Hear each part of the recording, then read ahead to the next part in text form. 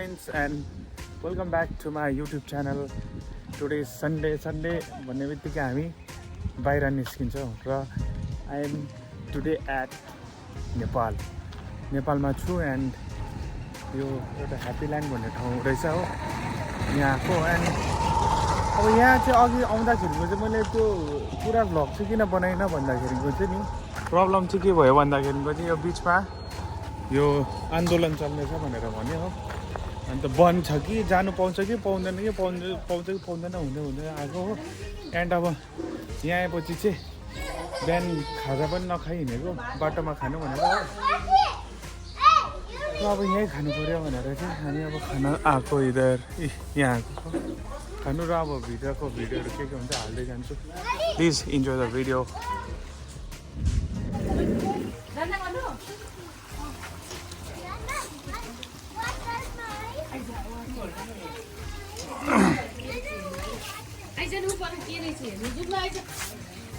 जाउँ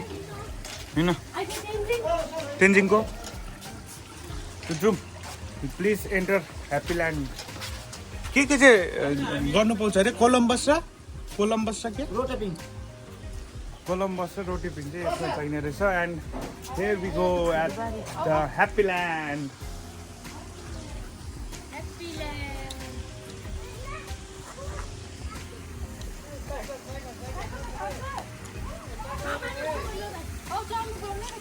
पर्दैन अहिले चढेन नि त फोटो खिचिदिन्छु ल सो फ्रेन्ड्स यो चाहिँ सेल्फी डाँडा भन्ने ठाउँ पनि रहेछ यहाँ हो ह्याप्पील्यान्ड चाहिँ यो ठुलो छ एरिया एकदम दामी क्या यहाँ यो धरहरा भन्ने यो हो काठमाडौँमा छ यो धरहराहरू छ यहाँ धेरै दामी ठाउँहरू पनि रहेछ हो जिप लाइन पनि रहेछ जिप लाइन पनि चढ्नु सक्नुहुन्छ सबै यो यतिको अलिक ठुलै रहेछ हौ भन्दाखेरि मजा आउने क्या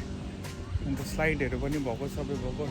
अब नानीलाई एकछिन स्लाइडहरू खेलाउँछु घुम्नु लान्छु हो जाउँ स्लाइडमा जाउँ तेन्जिङ स्लाइड जाउँ हो हिँड्दा आइपुग्यो यहाँ डियरहरू पनि रहेछ ऱ्याबिट पनि रहेछ पार्क पनि रहेछ फन ठाउँ रहेछ यहाँ एकदमै दामी ठाउँ रहेछ हो डियर तेन्जिङ डियर ओए तेन्जिङ ऊ डियर छिटो आइज हेर्नु आइज त ऊ डियर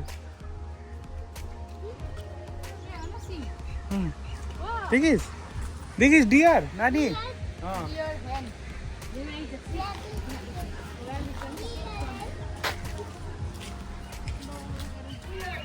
यो चाहिँ नेपाली घर अरे हो ढिक्की र जातो त्यो हाम्रो नेपालीमा त्यो ढिक्की हुन्छ त्यसलाई जातो भन्छ दिस टाइप अफ हो जू जस्तो पनि रहेछ यहाँ आयो सबै भएको है जू जस्तो पनि है जू पनि जस्तो पनि रहेछ होइन के हो हेभी छ त अन्त मेरो साथीहरू पनि रहेछ भन्नु न आइफल टावर पनि रहेछ यहाँ आइफल टावर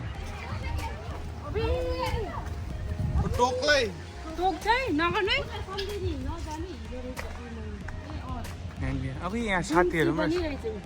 हाई बापोजीका पनि भन्छ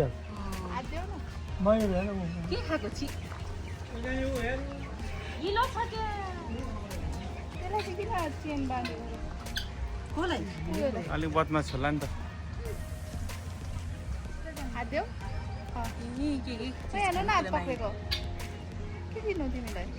दिदी चिनेछ दिदी अनुहार देखाइ हाम्रो त कुन पो त पोली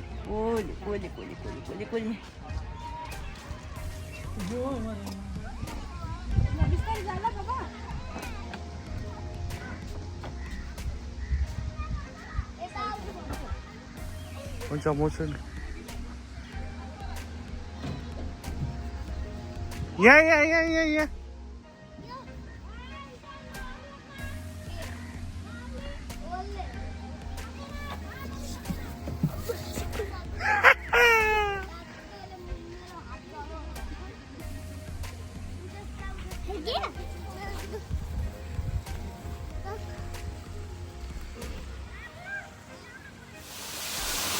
प्रीति यहाँ हेर न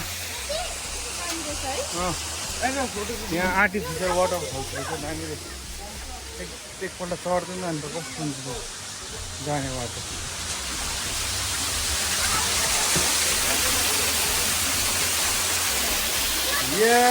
वाटरफल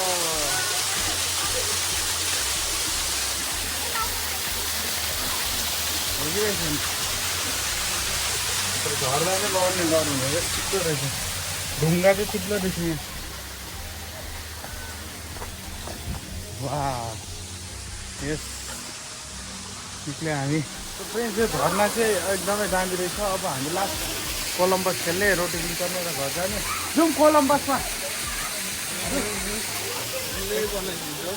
एक कोलम्बसमा खेलिदिने हो एन्ड त्यहाँको चाहिँ घर जानुपर्छ किनभने यहाँबाट सिलगढी पनि टाढो छ हो यो ह्याप्पील्यान्ड भन्ने ठाउँ चाहिँ अब सिलगढीदेखि इन अराउन्ड 60 किलोमिटर जस्तो टाढो पर्छ होइन 2 घन्टा जस्तो लाग्यो हामी त बिहान 9 बजी नै हिँडेको थियो आज र 11 बजीसम्म हामी इन भइसकेर चाहिँ छिटो गरेर चाहिँ फर्किने खेल्दैथ्यो हो सो अब हामी जाने हो कोलम्बसमा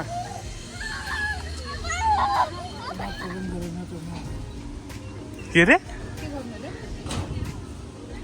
यसो गएको हात सुन्नु म झर्छु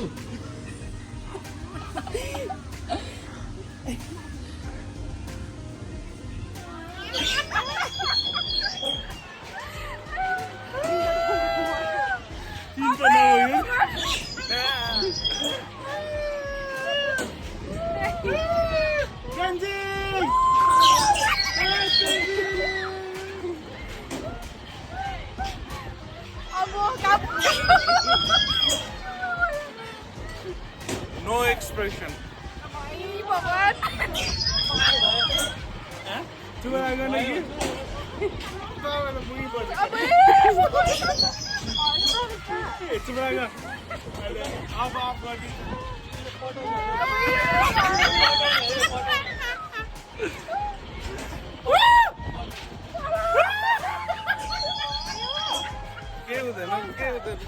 पक्रिन्न मलाई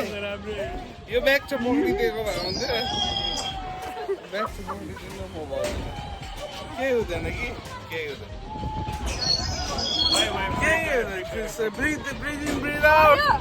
ब्रिथ इन ब्रिथ आउट केही हुन्न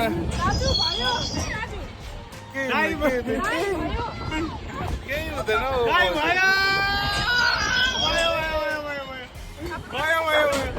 रोक्यो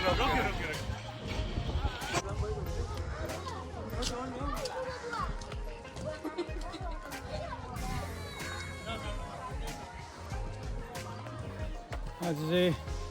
निकै मजै गऱ्यो उफ थाक्यो पनि बोटिङ पनि स्टार्ट भएछ अब यहाँ हो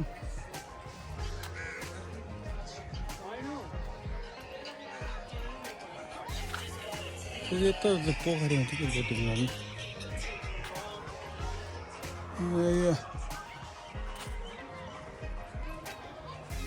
मलाई मजा नै लाग्यो यहाँ त फर्किनु पर्ने हो यहाँ चाहिँ के रहेछ भने एरोप्लेन पनि रहेछ ठुलो ओरिजिनल एरोप्लेन होला नि एउटा नेपालको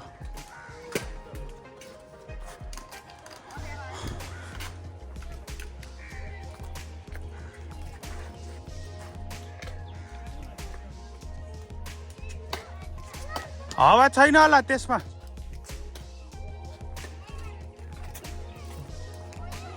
So I think so friends this is Taj Mahal हो अब यहाँ चाहिँ अब यहाँको अलिकति फेमस एउटा चिज भनेको चाहिँ यही ताज महल हो नि त हैन ताज महलमा अब कसले बनाएको तर दामी चाहिँ दामी बनायो यहाँ चाहिँ अब सबको स्लाइडहरू हो एम्युजमेन्ट पार्क चाहिँ यहाँ रहेछ वाटर पार्क चाहिँ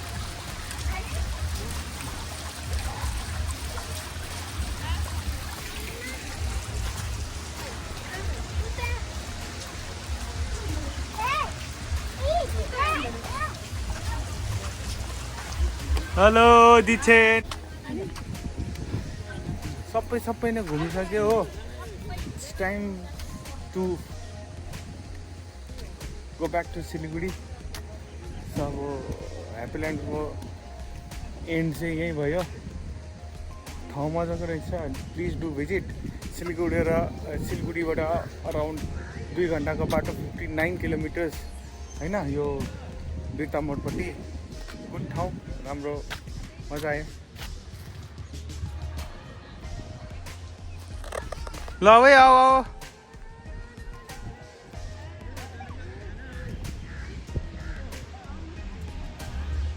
मेरो सानो छोरा पनि हिँड्नु थाल्यो हेर्दा हेर्दा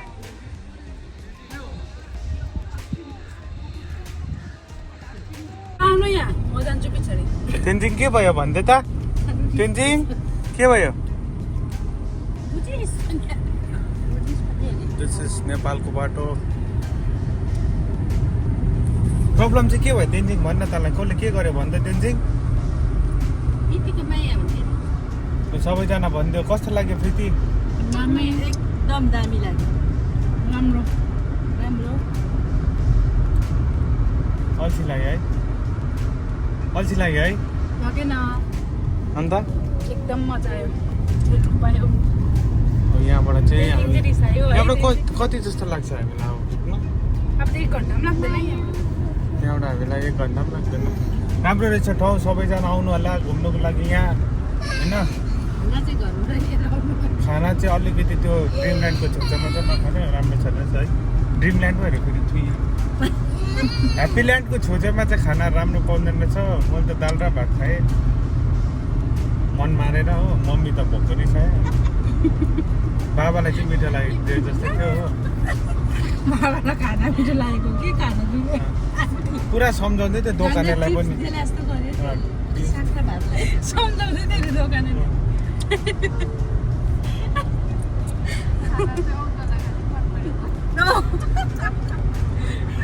पुरा मिठो लाग्यो अरे अम्बो अचम्मै लागेको उयो कस्तो थियो त्यो के अरे मासु मिठो थिएन आयो हौ 2 जनाले छोड्यो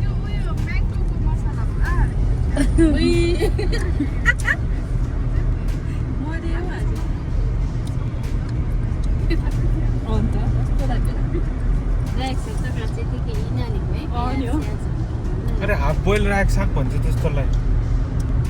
काँचो हुन्छ केही नहालेको त्यो चाहिँ फरेन छ होला